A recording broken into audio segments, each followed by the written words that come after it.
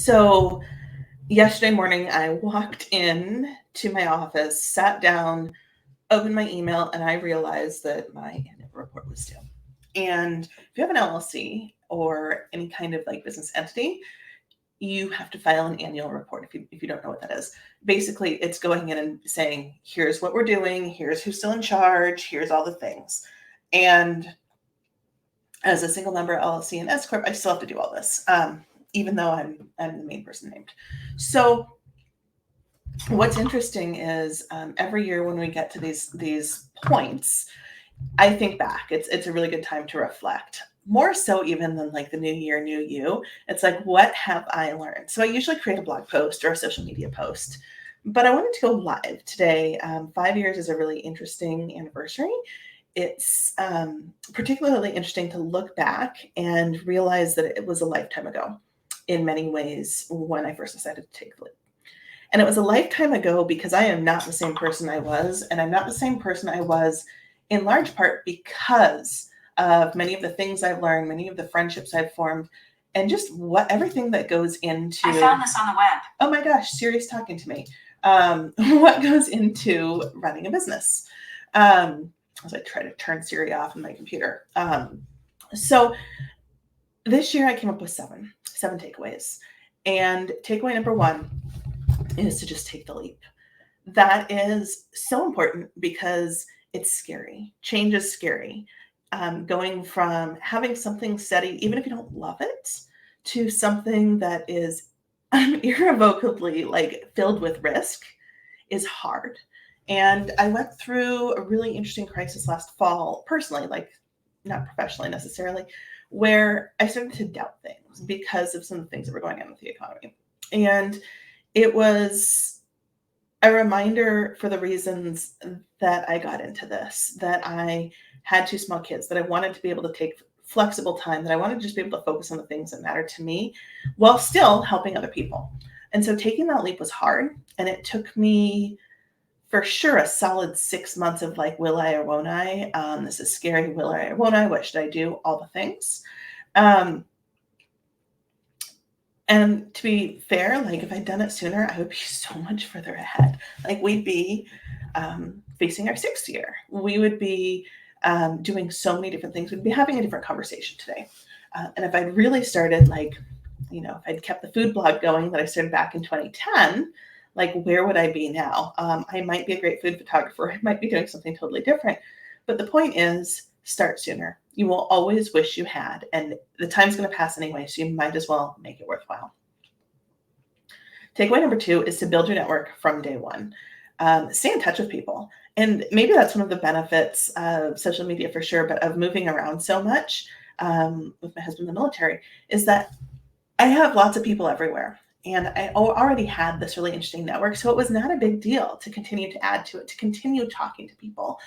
And doing that from a professional basis, do it from the get-go. Start reaching out. Talk to people you may already know or that you have some tangential conversation with. Even if you're talking to people in the grocery store, right? Get practice talking about what you do. The more you do it, the easier it's going to be. And even if the first 1 or 2 things that you do really don't go well, that's fine. Like you have to get that stuff out of the way so you can do the thing better. But build your network. 99% of what I've done has come from network building as opposed to cold outreach or any of these other things, because when you talk to people, when you explain what you do, that's when you come to life. That is when all of the things start to come together for you. So by building your network, you already have this soft landing place, right? Okay, so those are the first 2, taking the leap, building a network, building a referral network too, not just a network of people who could be potential clients, which is what I did the first time. I was like, I just need to talk to people who I might be potential clients with. But what I didn't realize is the importance of having colleagues. And I was like, well, I have my own business. Why would I talk to people who do what I do? And that's the opposite. That is the sheer opposite, because there is enough work out there for all of us. And if you have other people, you can learn from them. You can learn best practices. You can come up with some other ideas and brainstorm and go co-create, but do it for individually, whether it's co-working. I worked with my friend Anna Hetzel last fall, and we co-built offers that are virtually identical, but we're both selling them. And they've been very successful for both of us.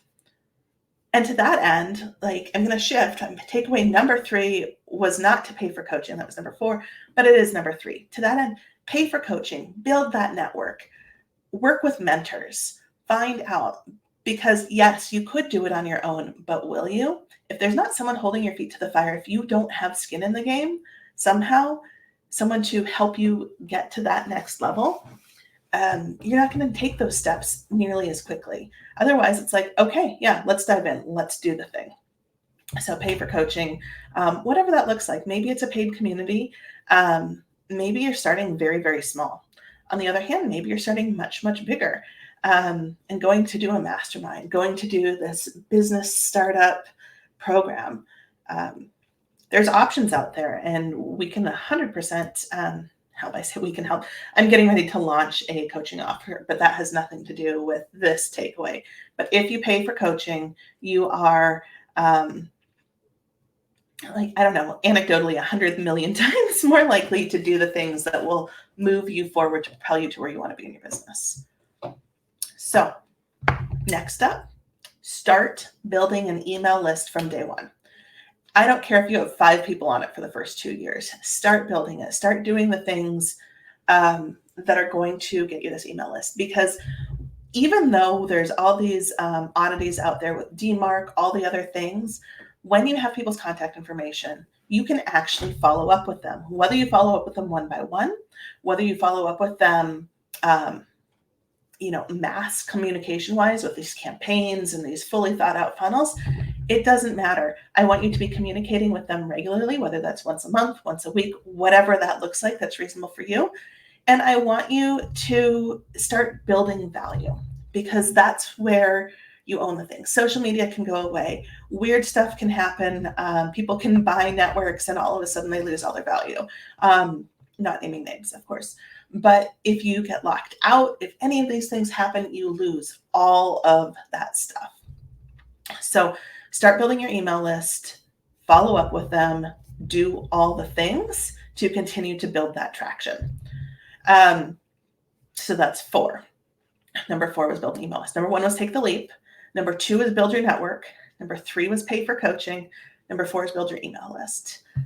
Number 5 is turn everything you do into a resource. If you are responding to comments on social media, if you are having similar conversations over and over and over, if you realize that, oh gosh, I have a process for this that shortcuts this, that makes it easier, write it down. You don't necessarily have to sell it, right?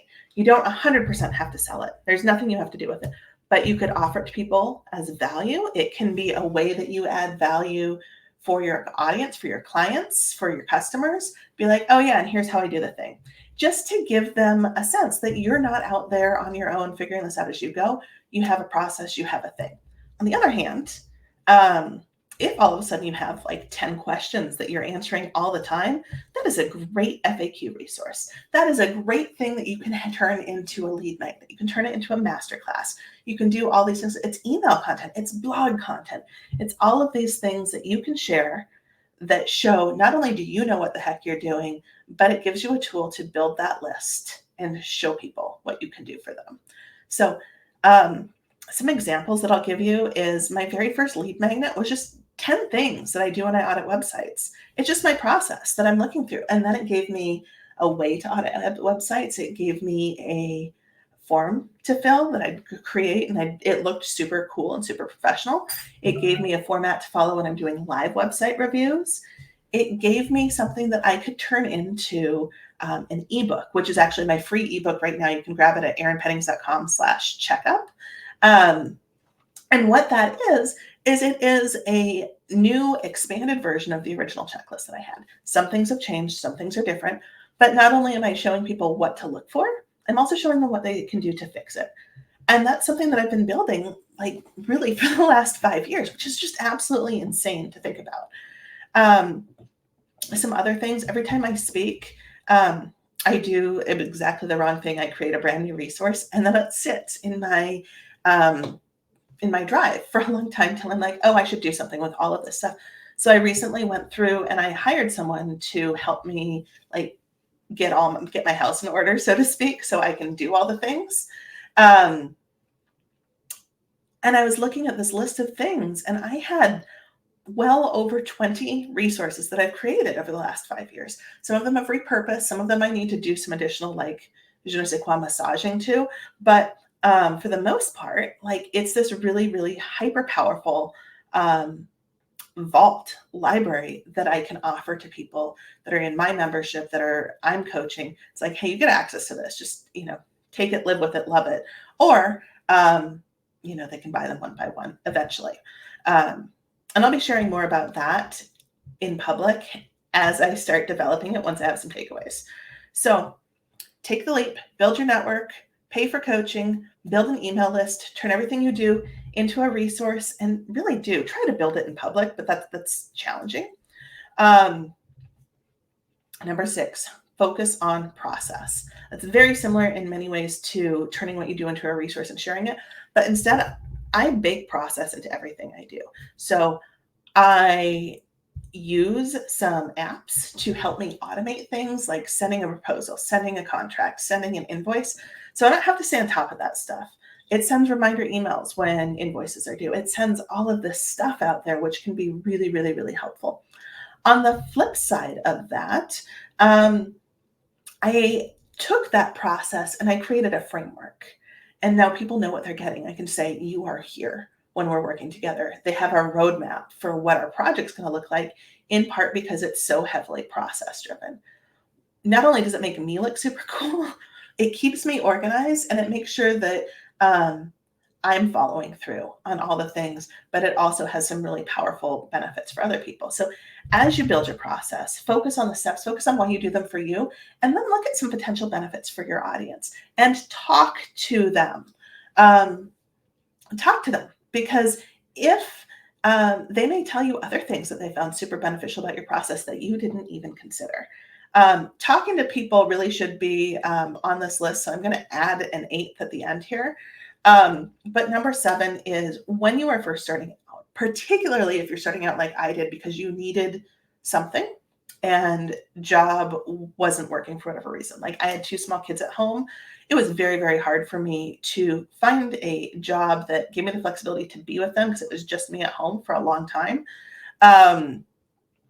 And also like paid enough that covered childcare. So instead I opened a business and I said, okay, I don't have childcare as an expense. This is good. But what I didn't realize is what the cost of running a business was. So that's takeaway number 7. Charge more. Running a business costs more than you think because you have at least a quarter of it going to taxes. And then you have all of the overhead that's your own, your computer, your software. If you have an assistant that you need to hire, if you have to pay for any app subscriptions, and you're going to have to pay for some, you're going to have to pay for coaching, charge more so you can cover those expenses so you're not scrambling from paycheck to paycheck, because that's the last thing you want. You want to make sure that you have this like nice little bank built up so that when there's some slowdowns, you're covered. And keep in mind that even if it feels so damn easy to you that you can't believe someone would pay you for it, trust me, it does not come easily to everyone. And that's a really hard mindset thing. There's inherent value in it. There's inherent value in what you can bring. And first of all, your value is not tied to what you charge, but more importantly, what the value that you give to someone else, even if it's easy for you, you can do it in your sleep, they may struggle over that. And so that there's value there. Okay. Number 8 is talk to people. And I'm not just talking about talking to people in your network where I said, build colleague lists, build potential client lists, talk to your clients, find out what they like, find out what their pain points are, do your market research, figure out what the heck value you bring to other people. And I just talked about like, you may not be able to believe what that value is because it may not come naturally to them. But on the flip side, like by talking to them, you'll learn what that is. For example, what you do and what you think you do may not be the same as what your clients think you do or your prospects think you do.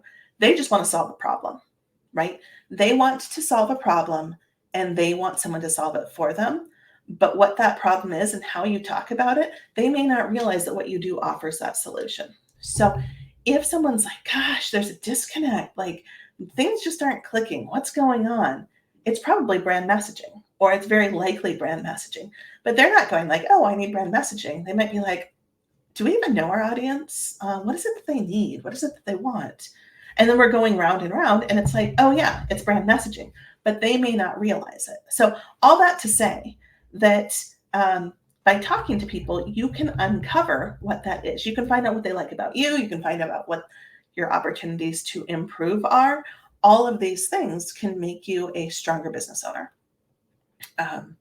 Yeah, there's so much more I could talk about. Clearly, I have far more than 7 or 8 takeaways, but I probably need to stop because I could keep going on this. So this will go on the blog. This will go on YouTube. If you have any questions along the way, hit me up. If you want to talk brand messaging, let's 100% do that. If you want to talk website copy, let's 100% do that. If you want to explore what working together could look like to help you hop over those lumps in process and kind of move past them more quickly, talk to me. We're launching a beta offer very, very soon. So that's going to be fun.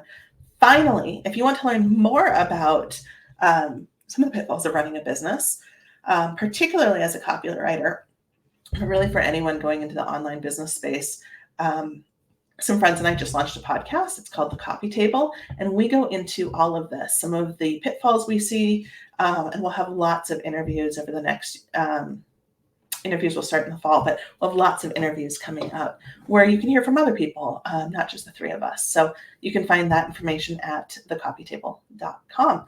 All right. Any questions? Hit me up, DMs, all the things. I look forward to this, and this has been a really exciting time in my business, looking back over the last 5 years. I'm sure I'll have more takeaways as we go. But for now, onward and upward.